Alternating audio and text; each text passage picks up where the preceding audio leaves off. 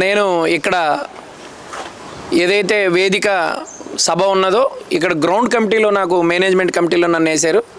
నా పేరు పేడాడు రామ్మోహన్ రావు, మాది ఆమదాలవలస నియోజకవర్గం ఇన్ఛార్జ్ అని. నేను ఇది పవన్ కళ్యాణ్ గారు కొన్ని దశాబ్దంగా ఆయన ప్రతిపక్షంలో ఎంతో చేశారు, ప్రజల పక్కన నిలబడి ఎంతో ప్రశ్నించారు. దాంతోపాటు ఏంటంటే ఈరోజు పవన్ కళ్యాణ్ గారు ఆంధ్రప్రదేశ్ రాష్ట్రానికి ఉప ముఖ్యమంత్రి. ఆయన ప్రశ్నించి ఏదైతే వైసీపీ నాయకులకి గత 5 సంవత్సరాలు వాళ్ళ పాలనలో ప్రజలు విసిగిపోయి వాళ్ళకి బుద్ధి చెప్పే విధంగా ఇంట్లో కూర్చోబెడతామో, ఖచ్చితంగా 2024లో గెలుస్తామన్న పవన్ కళ్యాణ్ గారు గెలిచారు. ప్రజలు కూడా దానికి అనేక విధాలుగా వాళ్ళకి విసిగిపోయి వాళ్ళని ఇంట్లో కూర్చోబెట్టారు. అయితే ఆ రోజు పవన్ కళ్యాణ్ గారు ప్రతి ఏ ఆవిర్భావ దినోత్సవం చూసుకున్న ఒక స్థాయిలో నడిచేది, ఒక స్థాయిలో ఉండేది.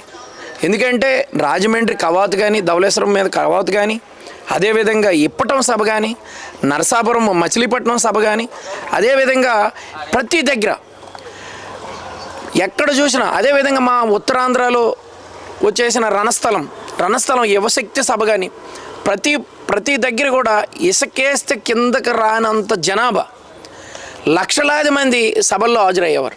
అది ప్రతిపక్షంలో ఉండగానే ఆయన ఘనత. అదేవిధంగా మరి వారాహి రాష్ట్ర వ్యాప్తంగా తిరుగుతుంటే ఎక్కడికి వెళ్ళినా జనాలు అది ఒక లెక్కల్లో ఉండేవాళ్ళు.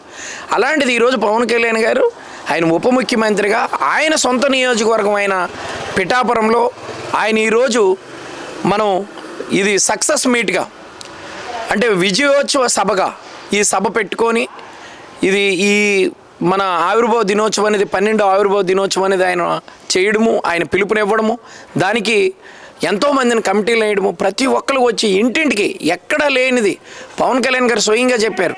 పిఠాపురం కానీ పక్క నియోజకవర్గం నన్ను గెలిపించిన, అసెంబ్లీకి పంపించిన ప్రతి ఒక్కరికి నేను ధన్యవాదాలు తెలుపుకోవాలి, ప్రతి ఒక్కరు రండి ఈ సభకు రండి అని చెప్పేసి ఆయన ఇంటింటికి వెళ్ళి మా ఇన్ఛార్జీలు కానీ నాయకులు వీర మహిళలు అందరూ ఇంటింటికి వెళ్ళి పిలుపునిస్తున్నారు. మీరు రండి, పవన్ కళ్యాణ్ గారు పిలిచారు, మనం సక్సెస్ చేసుకుందాం, మనం పండగ చేసుకుందాం అని పిలుస్తున్నారు.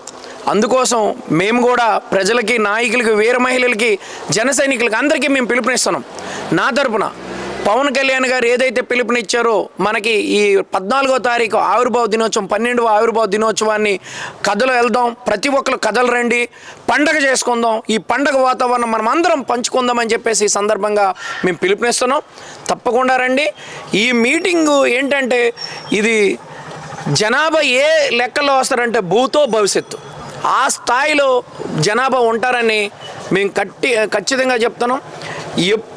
ఎన్నడూ విననంత జనాభా ఇక్కడ జన సముద్రాన్ని అయితే మనం చూస్తామని చెప్పేసి ఈ సందర్భంగా నేను తెలియజేస్తున్నాను. అదేవిధంగా పవన్ కళ్యాణ్ గారు ఏ విధంగా దిశానిర్దేశాలు ఇస్తారని వీర మహిళలు, జన సైనికులు, నాయకులు అందరూ వెయిట్ చేస్తున్నారు, ఎదురు చూస్తున్నారు. ఆయన దిశానిర్దేశాలతో భవిష్యత్తులో మన కార్యాచరణ ఏంటి, భవిష్యత్తులో మన పార్టీ మరింత ముందుకి ఏ విధంగా ప్రజల్లో సొచ్చుకుపోవాలనేది ఆయన దిశానిర్దేశం కోసం మనం అందరం వెయిట్ చేస్తున్నాం. ఆయన ఖచ్చితంగా మన అందరికి మంచి ఒక పటిష్టమైనటువంటి సందేశాలు ఇస్తారు, దిశానిర్దేశాలు చూపుతున్నారని ఆయన అందరితో పాటు నేను కూడా వెయిట్ చేస్తాను. జై హింద్, జై జనసేన, జై పవన్ కళ్యాణ్ గారు, జై హింద్.